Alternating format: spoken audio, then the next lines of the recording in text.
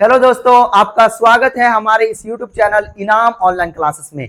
आज के इस वीडियो में हम लोग कक्षा 10वीं के एनसीईआरटी गणित के तीसरे चैप्टर दो चर वाले रैखिक समीकरण को सॉल्व करने वाले हैं। और इसके पहले एक्सरसाइज प्रश्नावली 3.1 को आज के इस वीडियो में वन शॉट में ही पूरा का पूरा प्रश्नावली 3.1 को खत्म करेंगे। एक्सरसाइज 3.1 को वन शॉट में ही कंप्लीट करेंगे, तो पूरा का पूरा अंत तक बने रहना है। मैं आपको मैथ्स बहुत ही डीप में एकदम आसान वे में सिखाऊंगा, आपको बस अंत तक बने रहना है। कॉपी कलम लेकर के आपको नोट करते रहना है। तो चलिए शुरू करते हैं और समझते हैं। ये कक्षा 10वीं का गणित है, ये एनसीईआरटी मैथमेटिक्स दो चर वाले रैखिक समीकरण। ये पहला सवाल है। कौन सा सवाल है?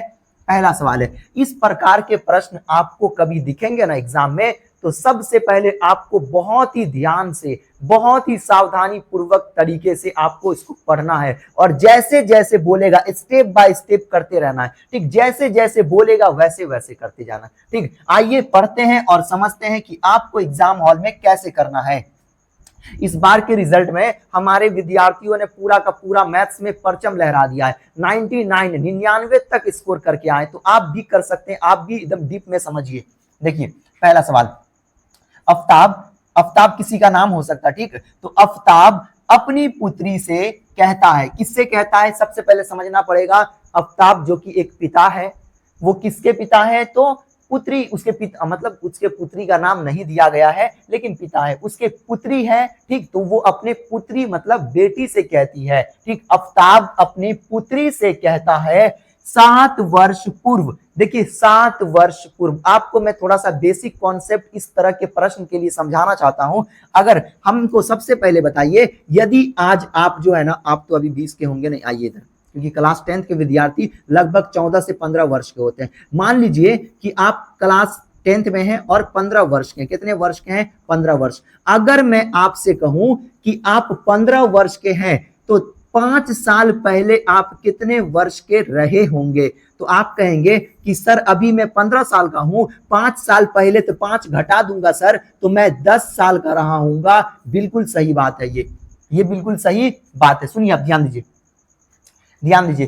15 में से 5 को घटा देना है तो क्या बचा? 10 बचा। मतलब आज आप 15 वर्ष के हैं, तो 5 साल पहले, 5 साल पूर्व आप 10 साल के रहे होंगे। वही सवाल को थोड़ा सा चेंज कर दे, यदि वर्तमान में आप 15 वर्ष के हैं और 15 वर्ष के हैं और 7 साल बाद, तो 7 साल बाद मतलब बाद में, ठीक, आने वाला, तो 15 में 7 को जोड़ेंगे तो क्या बनेगा? 22 साल। मतलब आज आप 15 साल के हैं, तो 7 साल बाद आपकी उम्र क्या हो जाएगी?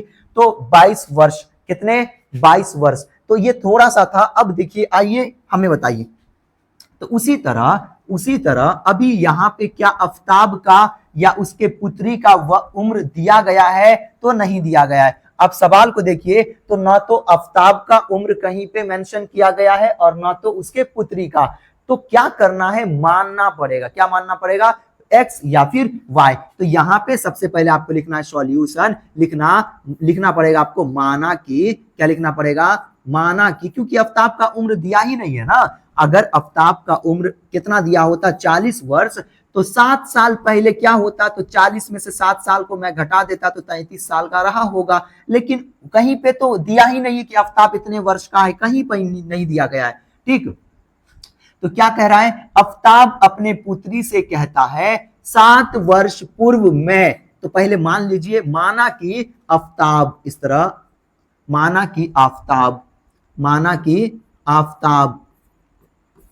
का वर्तमान, ठीक, वर्तमान आयु बराबर x वर्ष। क्या लिख लेना आपको? सबसे पहले क्या लिख लेना है? माना कि आफ्ताब का वर्तमान आयु बराबर x वर्ष। जब आप आफ्ताब को x मान लेंगे, तो उसके पुत्री का क्या उम्र है वो भी नहीं पता है, तो उसको आप y मान लीजिए। ठीक, क्योंकि यहाँ पे नाम ही, ये चैप्टर ही अपना नाम है दो चर वाले रैखिक समीकरण। कम से कम 2 चर होना चाहिए, एक चर ये, एक y मान लीजिए। तो यहाँ पे लिखेंगे पुत्री, इस तरह लिखना है पुत्री की वर्तमान, इस तरह लिखना है पुत्री की वर्तमान आयु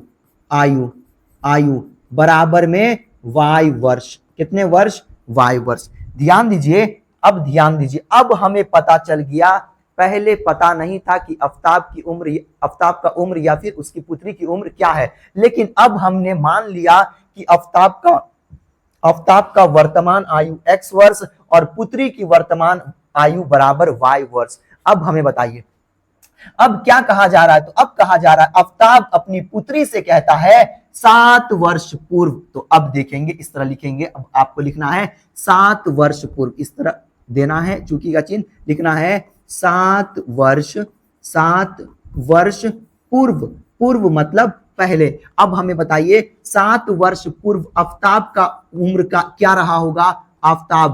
आफताब का उम्र क्या रहा होगा? तो आप कहेंगे सर उम्र नहीं पता था, लेकिन आपने x मान लिया सर, तो x होगा, और 7 वर्ष पूर्व मतलब पहले, तो उसमें से -7 कर देंगे, मतलब x -7 वर्ष हो जाएगा। बिल्कुल सही। उसी तरह पुत्री का क्या हो जाएगा बताइए हमें, पुत्री का क्या हो जाएगा? तो पुत्री को y माने हैं, और 7 वर्ष पूर्व तो माइनस क्या कर देना है? -7 कर देना है। क्या कर देना है? -7 वर्ष बन जाएगा। ठीक, तो यहां तक हमने कर लिया कि आफताब का वर्तमान आयु x वर्ष, पुत्री y वर्ष। 7 वर्ष पूर्व, तो 7 वर्ष पूर्व आफताब क्या हो जाएगा? x -7 हो जाएगा। x हमें पता चल जाए, अगर पता चल गया कि 40 वर्ष का है तो उसमें से 7 घटा देंगे तो 33 वर्ष का हो जाएगा। पुत्री का उम्र पता चल गया कि 20 साल का है तो उसमें से 7 घटा देंगे तो 13 वर्ष की उसकी पुत्री हो जाएगी। ठीक, तो हमें नहीं पता है अभी, इसलिए हमने x y माना है, और 7 वर्ष पूर्व तो आफताब का उम्र को x मान लिया, तो x में से 7 को घटा दिया। पुत्री की उम्र को y मान लिया, तो y में से 7 को घटा दिया। यहां से अपने को एक समीकरण बनाना, क्या करना है? समीकरण। आइए समीकरण कैसे बनाते हैं, सवाल को फिर और पढ़ेंगे। अब सबसे इंपॉर्टेंट है 2 समीकरण बनेगा। ठीक, 2 समीकरण बनाना बहुत इंपॉर्टेंट है। यहां से यहां तक पढ़ना है और यहां तक में एक समीकरण बनाना है, यहां तक में एक समीकरण तैयार हो जाना चाहिए। आइए पढ़ते हैं। 7 वर्ष पूर्व मैं तुमसे 7 गुना आयु का था। देखिए आफताब अपने पुत्री से कहता है, देखिए पहला सवाल है इसलिए मैं आपको डिटेल में समझा रहा हूं। ठीक, आफताब अपने पुत्री से कहता है कि 7 वर्ष पूर्व मैं तुमसे 7 गुना आयु का था। इसका मतलब यह हुआ 7 वर्ष पूर्व, सुनिए हमें, अगर उसकी बेटी 4 साल की है, ठीक है, उसका पिताजी कितना साल का? 28 का है, और मान लीजिए उसके पिताजी का उम्र 28 वर्ष है, उसकी जो पुत्री है वो कितनी वर्ष की है? 4 वर्ष की है। तो आफताब कहता है कि 7 साल पहले जो है ना तुम्हारे उम्र का मैं 7 गुना था। कितना गुना था? 7 गुना। तो अपने पुत्री को क्या करेगा? अपने पुत्री को क्या कीजिएगा आप? उसके पुत्री को क्या करेंगे आप? गुना कर देंगे 7 से। 7 चौक क्या हो जाएगा? 28 हो जाएगा। क्या हो जाएगा? 28 हो जाएगा, तब ना बराबर हो पाएगा। तो यहाँ पे क्या कहा जा रहा है समझिए, आराम से इस चीज को समझिए, मैं क्या समझाना चाह रहा हूं, सुनिए। मतलब अगर गुना करने के लिए कहेगा, 7 गुना करने के लिए कहेगा, तो कब पिता के साथ गुना करना है, कब पुत्री के उम्र के साथ गुना करना है, वो समझाने का मैं प्रयास कर रहा हूं। कितने विद्यार्थी क्या करेंगे पता है? समीकरण के लिए क्या करेंगे, यहां तक बिल्कुल सही बनाएंगे। समीकरण बनाने के लिए x -7 लिखेंगे, बराबर देंगे, और इधर आफताब मतलब पिता का उम्र, इधर पुत्री मतलब y -7 कर देंगे। ठीक, उसके बाद जैसे सवाल पढ़ेंगे तो लिखा हुआ है तुमसे 7 गुने आयु का था, और इस तरह गुना 7 कर देंगे, इसको ही 7 से गुना कर देंगे, और ये हो जाएगा गलत।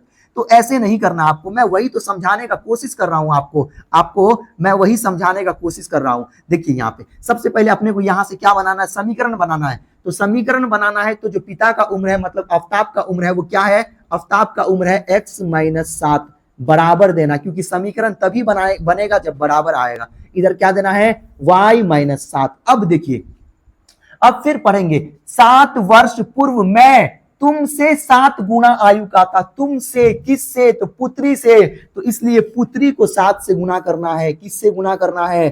पुत्री को 7 से गुना करना है। यहाँ पे पिता को 7 से गुना नहीं कर देना है, मतलब आफताब को 7 से गुना नहीं करना, आपका गलत हो जाएगा।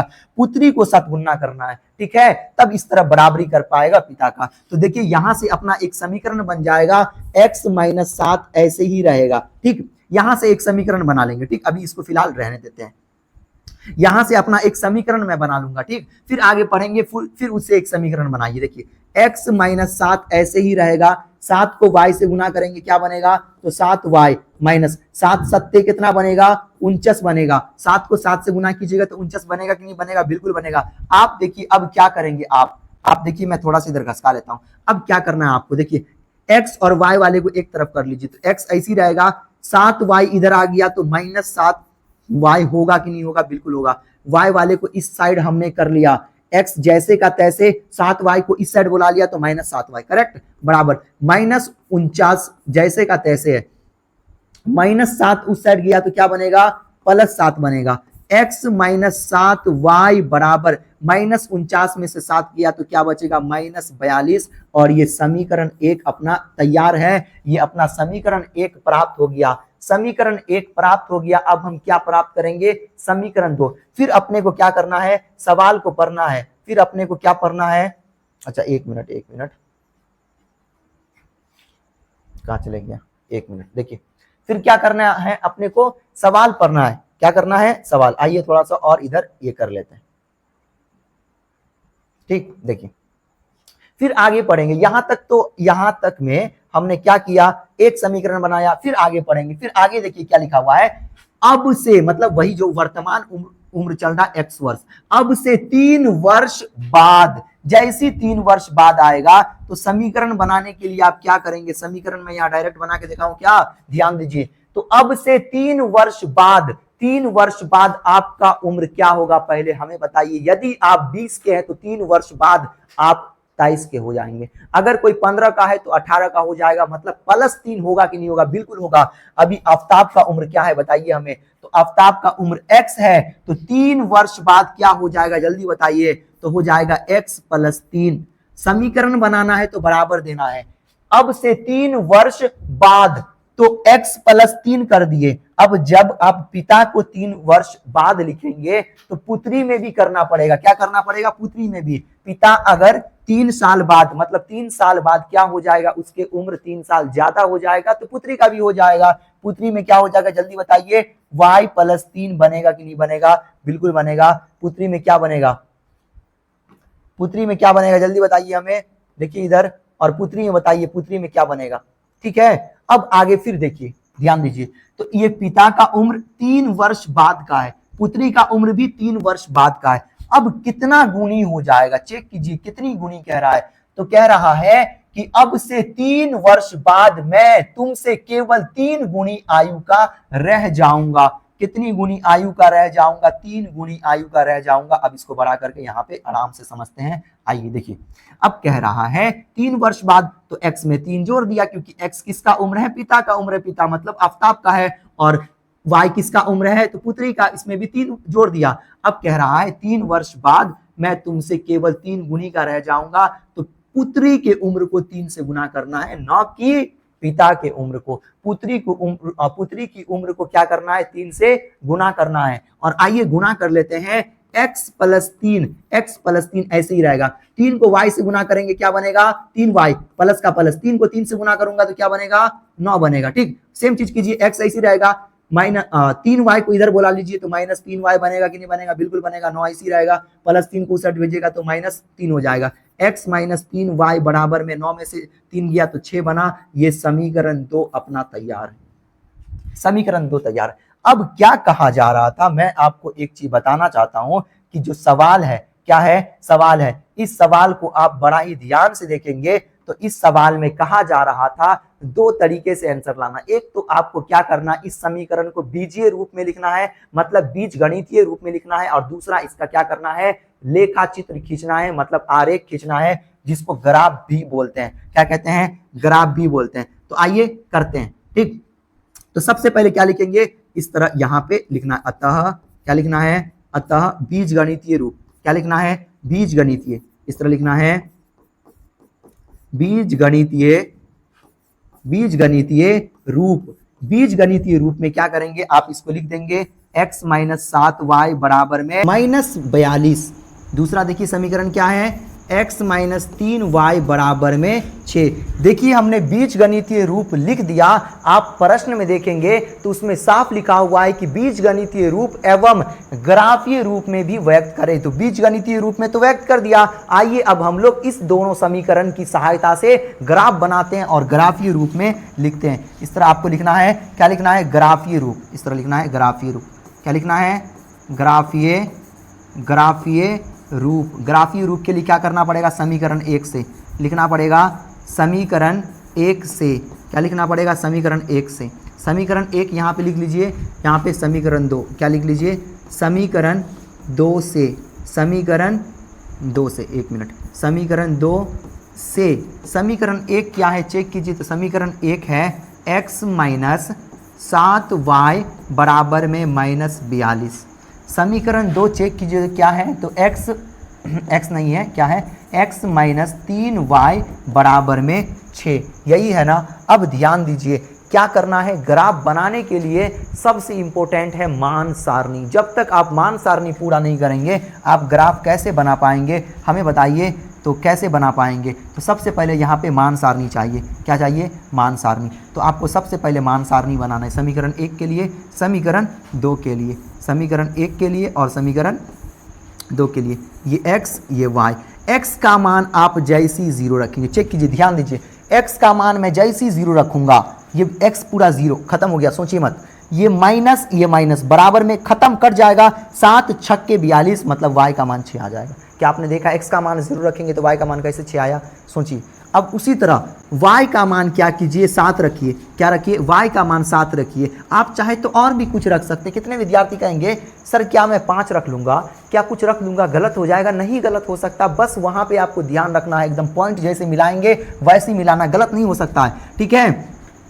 मैं इसलिए 7 रख रहा हूँ क्योंकि एकदम एवरेज में आ जाए, हमको ज़्यादा संख्या ग्राफ में लिखना ना पड़े, ज़्यादा हाईएस्ट नंबर तक लिखना ना पड़े, इसलिए 7 रख रहा हूँ। 7 y के जगह पे जैसे 7 रखूंगा तो -7 और 7 गुना होकर क्या बनेगा, 7 सत्ते 49, क्या बनेगा 49, -49 उधर गया तो क्या बनेगा +49, +49 में से 42 गया तो क्या बनेगा 7 बनेगा। x का मान एक तरह से y का मान एक तरह से 7 निकलेगा। y का मान मतलब कहने का मतलब ये है, y का मान आप 7 रखेंगे तो x का मान क्या निकलेगा, 7 निकलेगा। x का मान 7 निकलेगा। अब फिर सोचिए y का मान अगर मैं 5 रख लूँ, y का मान 5 रख लूँ तो 7 पंचे क्या बनेगा 35 बनेगा। -35 उधर गया तो +35 और -42 में से 35 चला गया तो -7 किसका मान, x का मान हो गया। ये अपना मान सारणी कंप्लीट हो गया।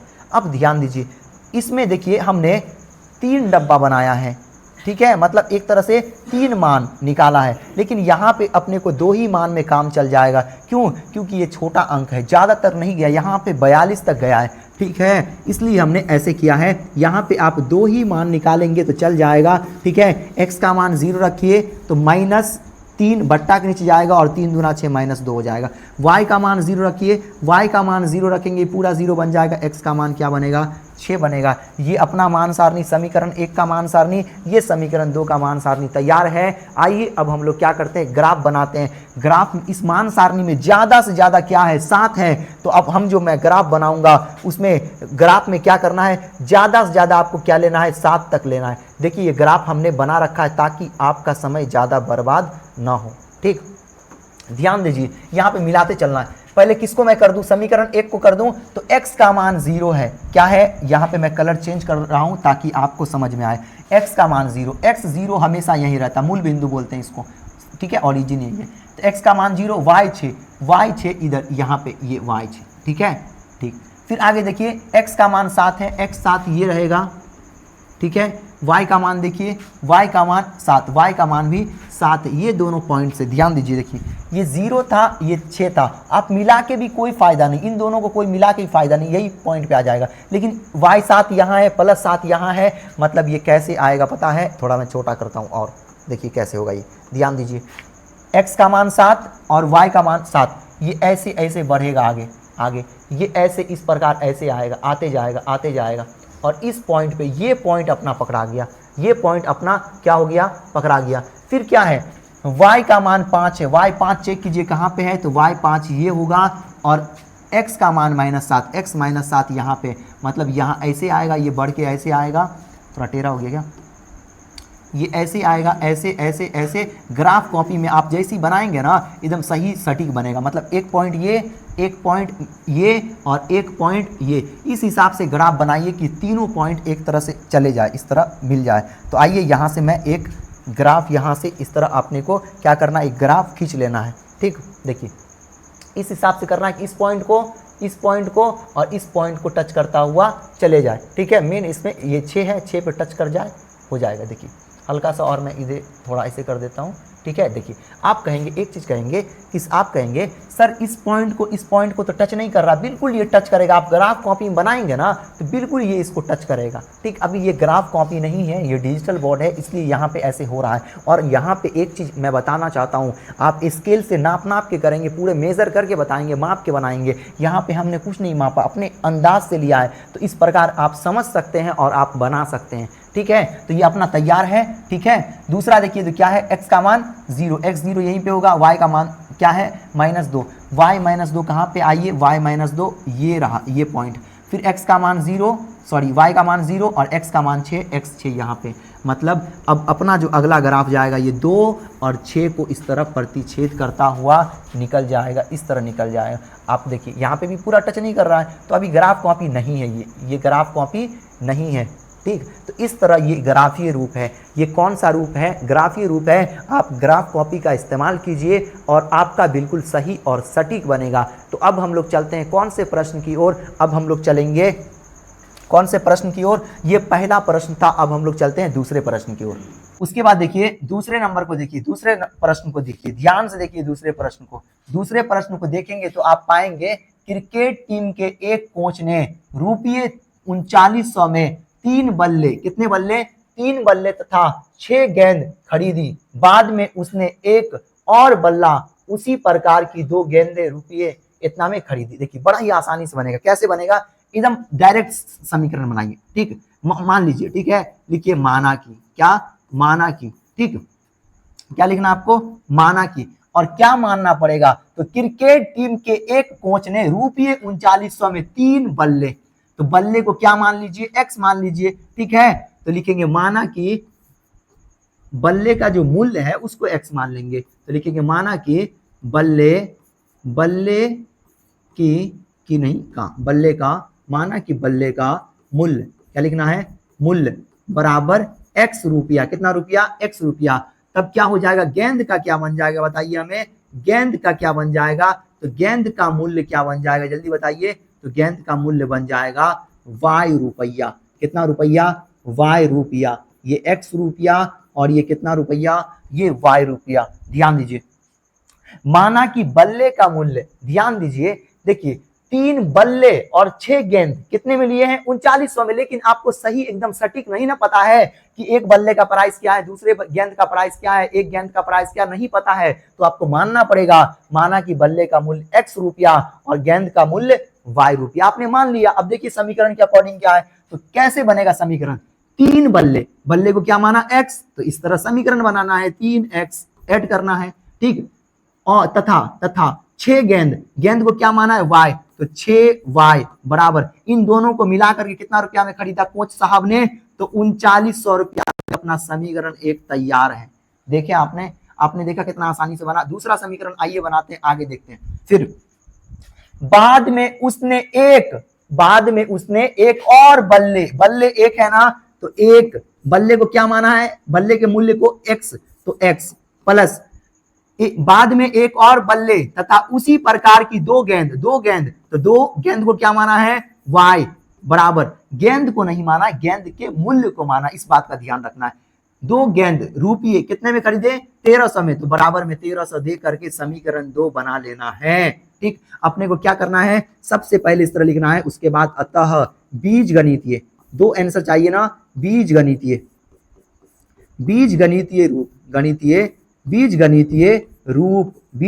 रूप, और इस तरह लिख देना है 3x प्लस 6y बराबर में 3900। उसके बाद क्या बनेगा, 1x प्लस 2y बराबर में 1300। इसको समीकरण 1 मान लीजिए, सॉरी समीकरण 1 नहीं, ऐसी रहने दीजिए, यहाँ पे तो माने। ये जो अपना एक आंसर, ये अपना एक आंसर हो गया। आप सवाल में देखेंगे तो सवाल में कह रहा इस स्थिति को बीजगणितीय तथा ज्यामितीय रूपों में व्यक्त करें। ठीक है।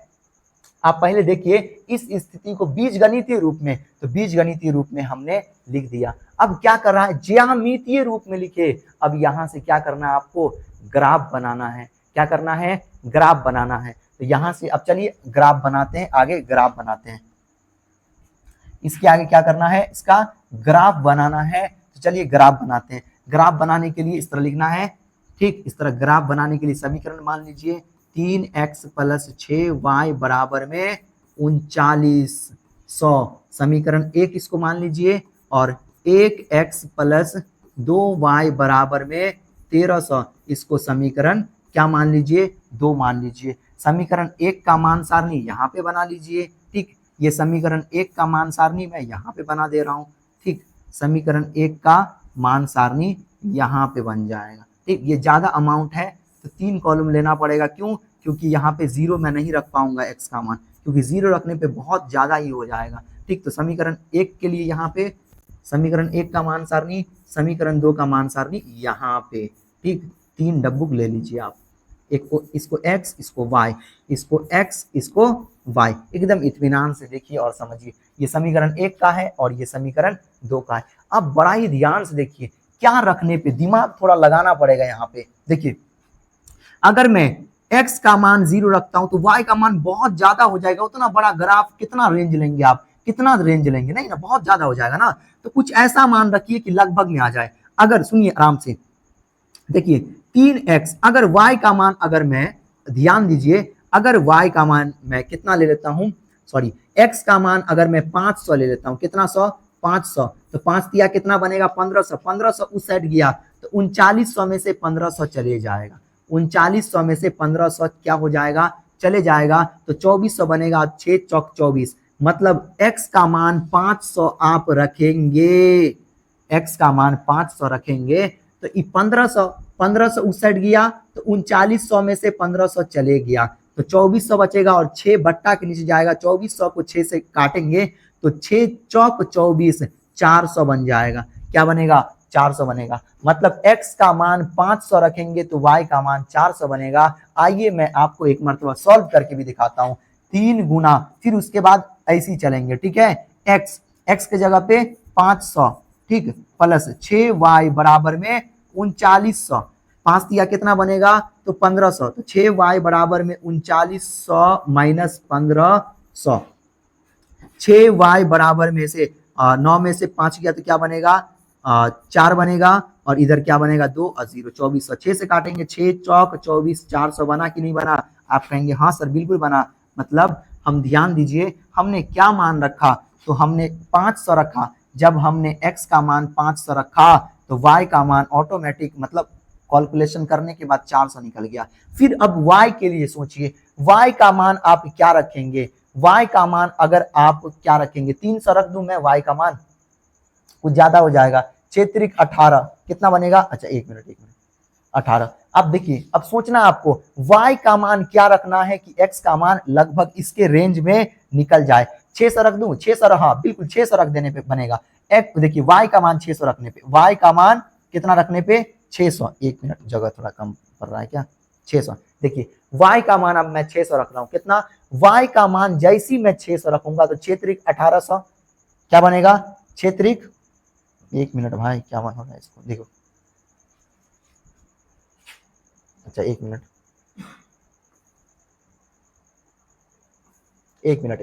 ध्यान दीजिए। तो कहाँ थे हम लोग, ध्यान दीजिए। देखिए अगर मैं y का मान 600 रख दूं तो 6 और 6 तो 3600 बनेगा, 3600 उधर जाएगा माइनस में बनेगा, 39 में से 3600 गया 300, 3 से काटूंगा तो 100 आएगा, कितना आएगा 100। देखिए इतना निकल गया, बस एक और निकालना, एक और मान रखना है। सोचिए एक और मान सोचिए, x का मान आप क्या रखेंगे, 500 नहीं रखना, कुछ और डिफरेंट सोचना है। x का मान अगर मैं 400 रखूं, क्या रखूं 400, सोचिए अगर मैं 400 रखूं या फिर 700 भी रख के चेक कर लीजिए, 7 या 21, हाँ 700 रख के देख लीजिए, तो 7 या क्या बनेगा 2100, ठीक। और 3900 में से 2100 गया तो कितना बचेगा, कितना बचेगा, देखिए चेक कीजिए जल्दी से, इधर 1 और इधर 8, हाँ बिल्कुल देखिए, और 6 त्रिक 18, 300 बनेगा, क्या बनेगा 300। मतलब आप सुनिए आप जो है x का मान क्या रखेंगे, x का मान 300 रखेंगे। क्या बनेगा 300, 300 नहीं कितना रख रहे थे, क्या 700 रख रहे थे, एक मिनट 700। x का मान 700 रखेंगे, कितना रखेंगे, x का मान 700। तो 7 दिया 2100, 2100 उधर गया, 3900 में से 2100 गया तो 1800, और 1800 को 6 से भाग करेंगे तो 300। देखिए अपना पूरा मान सारणी, समीकरण 1 का मान सारणी कंप्लीट है। इसी तरह आपको सोचना है, समीकरण 1 का मान सारणी कंप्लीट है, समीकरण 1 का मान सारणी कंप्लीट है। आपको कैसे सोचना है कि 500 रखेंगे। आप कितने बच्चे के मन में एक सवाल कि सर अगर मैं गलती से 500 की जगह पे पहले 700 रख दूं फिर 100 रख दूं, कहीं कोई बच्चा कहेगा सर मैं 900 रख दूं। गलत नहीं होगा भाई, कभी गलत नहीं होगा। आप जो है ना अगर एकदम सही रूल का इस्तेमाल करेंगे, कहीं पे गलत नहीं करेंगे तो गलत नहीं होगा। आप कोई भी मान रख लीजिए, ग्राफ बिल्कुल सही और सटीक आने वाला। यही तो खास बात है गणित में।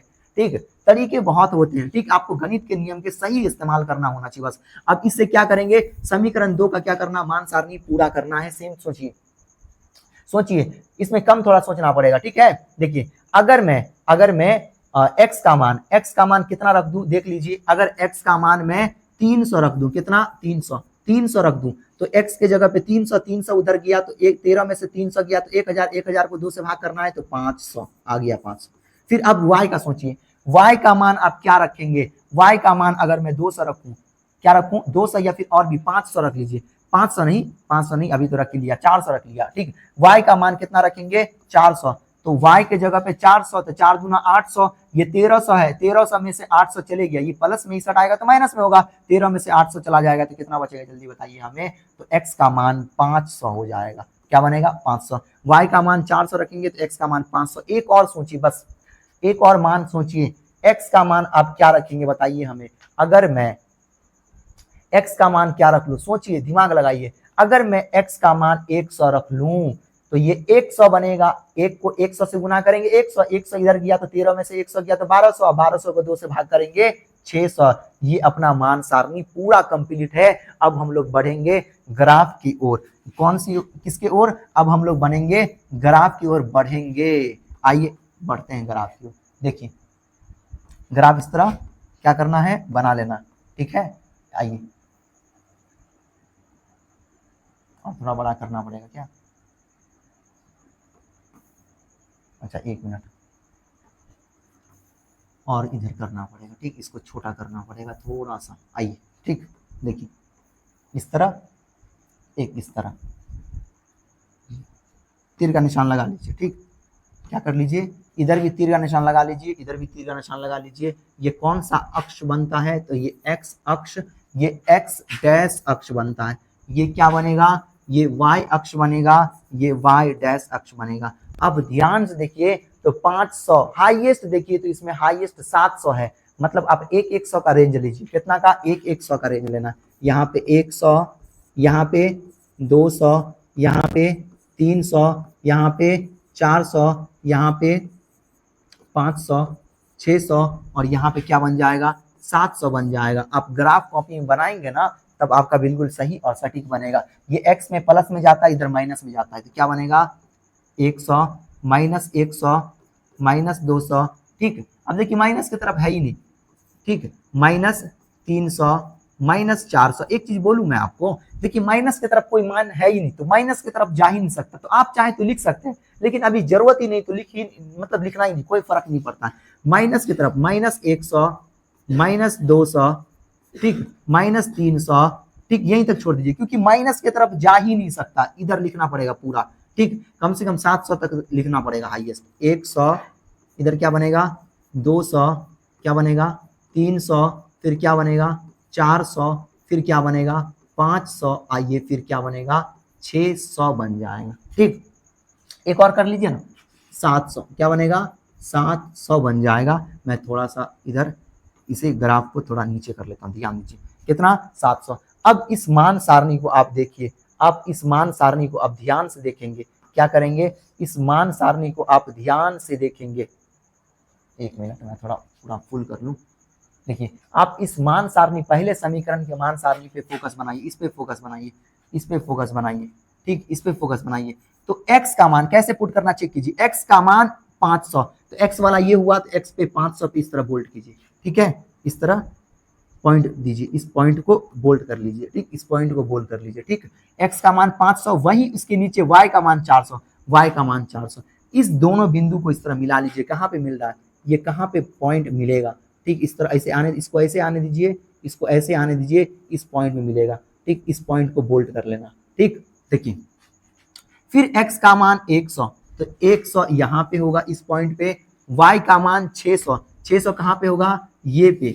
इन दोनों को आने दीजिए, ऐसे ऐसे मिलेगा, ये इधर से इसको आने दीजिए, ठीक, कहाँ पे मिलेगा, चेक कीजिए, चेक कीजिए, तो ये इस पॉइंट पे मिलेगा। इस पॉइंट को बोल्ड करके रखना, इस पॉइंट को मेन पॉइंट अपना ये, और ये बन गया।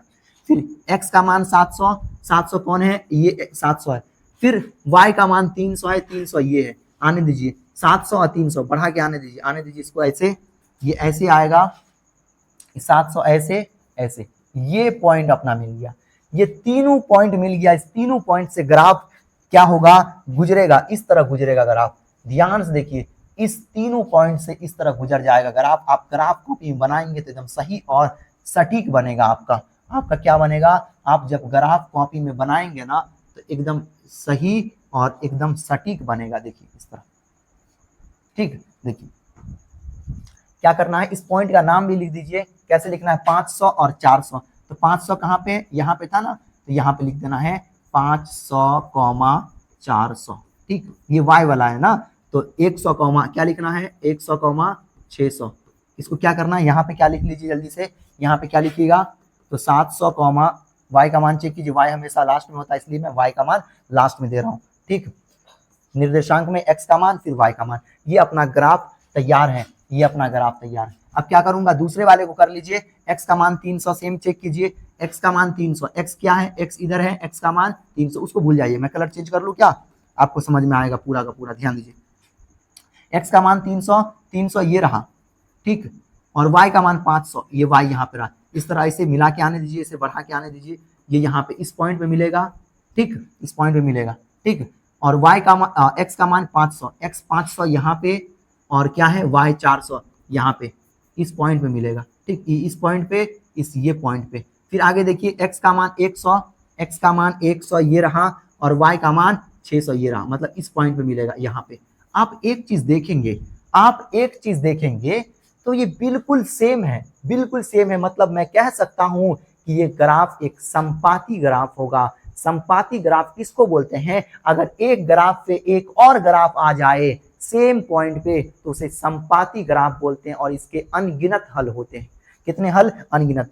आप देखेंगे अभी जो अपना फिर से आएगा, अपना जो फिर से आएगा एक क्या आएगा, अपना फिर से एक ग्राफ आएगा, वो बिल्कुल उसी पॉइंट पे आ जाएगा। क्या हो जाएगा, बिल्कुल उसी पॉइंट पे आ जाएगा, क्योंकि अभी जो अपना मिल रहा है ये और ये बिल्कुल वही पॉइंट है, ठीक। तो इस तरह ये दोनों का तो लिखा हुआ, इसका भी लिख दीजिए, क्या बन जाएगा, ये बन जाएगा 300, 500 बन जाएगा। और ये अपना ग्राफ क्या है, फिर से ये तैयार है, ये ग्राफीय रूप हो गया अपना, ठीक। तो इस तरह आपको एग्जाम में बनाना है, आपका 1 नंबर भी कहीं नहीं जाने वाला है, आपको इस प्रकार बनाना है। तो ये दूसरा प्रश्न था जिसको हमने सॉल्व कर लिया। अब हम लोग बढ़ेंगे तीसरे प्रश्न की ओर, और इस अध्याय का सबसे ये अंतिम प्रश्न है। इस अध्याय में 3 ही प्रश्न थे, 1 मिनट, इस अध्याय में क्या थे, 3 ही प्रश्न थे। कितने प्रश्न थे, 3 ही प्रश्न थे।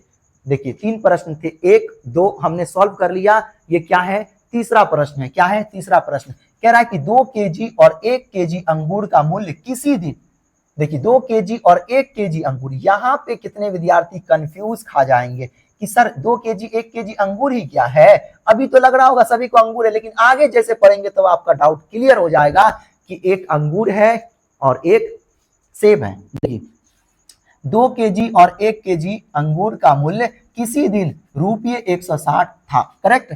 1 महीने बाद 4 केजी सेब और 2 केजी अंगूर का मूल्य ₹300 हो गया। अर्थात आप समझ पा रहे हैं क्या आप समझ पा रहे हैं कि क्या कहना चाह रहा है कि पहला वाला जो केजी दिया हुआ है वो सेब होगा और दूसरा वाला अंगूर होगा। यहाँ पे देखिए पहला वाला 4 केजी जो दिया है वो सेब है, दूसरा वाला क्या है, अंगूर है। तो यहाँ पे मानना पड़ेगा, क्या करना पड़ेगा, मानना पड़ेगा, लिखना पड़ेगा माना की।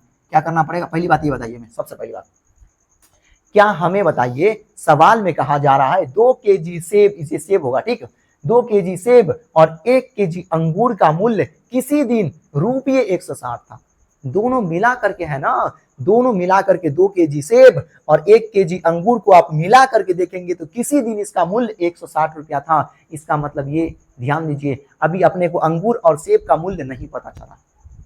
सुनिए सुनिए ध्यान से देखिए, 160 रुपया है किसका किसका मिला के, तो 2 केजी सेब क्या हो गया, 2 केजी सेब, 2 केजी सेब और 1 केजी अंगूर क्या हो जाएगा, 1 केजी अंगूर। इन दोनों फलों को मिला करके 160 रुपया हो रहा है। तो आप एकदम सटीक से नहीं बोल सकते कि सेब इतना पर केजी है और अंगूर इतना पर केजी।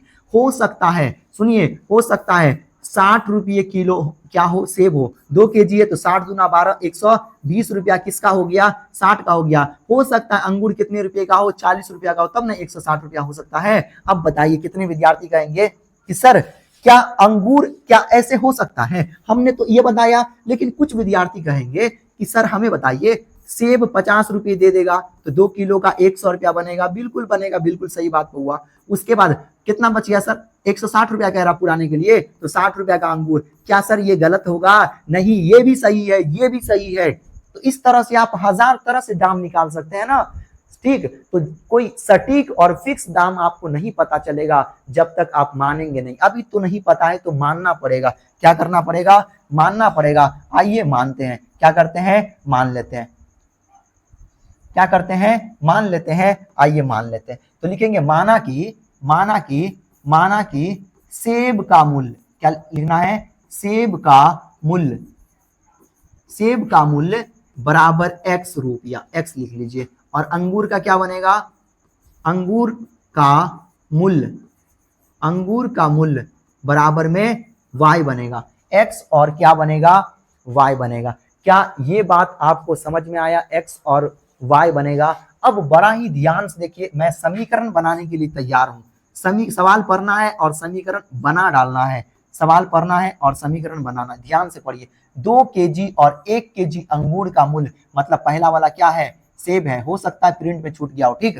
तो 2 केजी सेब मतलब 2 सेब को क्या मान लिए हैं, x, तो 2x प्लस 1 केजी अंगूर, अंगूर को क्या माने हैं, 1 देंगे और अंगूर को क्या माने हैं, y माने। इन दोनों को मिला करके कितना रुपया हो रहा है, 160 रुपया हो रहा है। तो बराबर में 160, ये समीकरण 1 अपना तैयार है। दूसरे समीकरण को देखिए, 1 महीने बाद 4 केजी सेब, 4 केजी सेब तो 4 देंगे और सेब का मूल्य, सेब के मूल्य को क्या माने हैं, x माने हैं। तो x देखिए क्या बनेगा, सेब का मूल्य को x माने तो 4 केजी है तो 4x प्लस फिर क्या है 2 केजी अंगूर, तो 2 ऐसी रहेगा, अंगूर को क्या माने है y।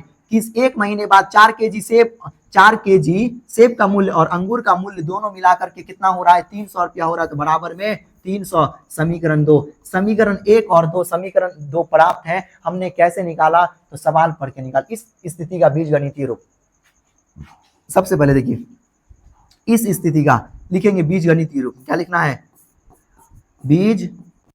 गणितीय रूप, क्या लिखना है, बीजगणितीय रूप। और क्या बन जाएगा, हमें जल्दी से बताइए, बीजगणितीय रूप क्या बनेगा, 2x प्लस 1y बराबर में 160। क्या बनेगा, 2x प्लस 1y बराबर में 160। 1 मिनट, फिर क्या बनेगा, ये अपना पहला बीजगणितीय रूप हो गया, ठीक। यहाँ पे आइए, फिर दूसरा क्या है, 4x प्लस 2y बराबर में 300। समीकरण हटा दीजिए, ठीक। ये जो है अपना देख रहे हैं बीजगणितीय रूप है। उसके बाद कह रहा है तथा ज्यामितीय रूपों में व्यक्त कीजिए, मतलब अर्थात क्या करना आपको, ग्राफीय रूप में भी क्या करना है, दर्शाना है। ग्राफीय रूप में भी क्या करना है, दर्शाना है। तो इसके लिए आप क्या करेंगे, ग्राफ बनाएंगे। हमें उम्मीद है हमने जो दो ग्राफ बनाया है उसके अनुसार आपको क्या करना है, आपके लिए एक तरह से होमवर्क हुआ, आपके लिए एक होमवर्क हुआ। आपको देखिए मैंने ये समीकरण बना दिया है, इस समीकरण की सहायता से आपको क्या करना है, आपको ग्राफीय रूप, आपको क्या करना है, आपको ग्राफीय रूप में क्या करना है, व्यक्त करना है, दिखाना है, ठीक है। तो ये अपना क्या रहा आज का आपके लिए होमवर्क रहा। यदि आपसे नहीं बनेगा तो आप कहिए सर हाँ नहीं बनेगा, कमेंट कीजिए, तो मैं इसके लिए अलग से एक वीडियो बनाऊंगा, उसमें पूरा का पूरा ग्राफ बता दूंगा, ठीक है। नहीं तो ये वीडियो काफी ज्यादा लंबा हो जाएगा। हमने 2 को समझाया आपको, तो हमें उम्मीद है कि आप ये बना लेंगे। तो आज के लिए इतना ही। अब हम लोग मिलते हैं अगले एक्सरसाइज में। ये अपना एक्सरसाइज 3.1 था, ठीक है। तो अब मिलते हैं हम लोग अगले वीडियो में, तब तक के लिए धन्यवाद।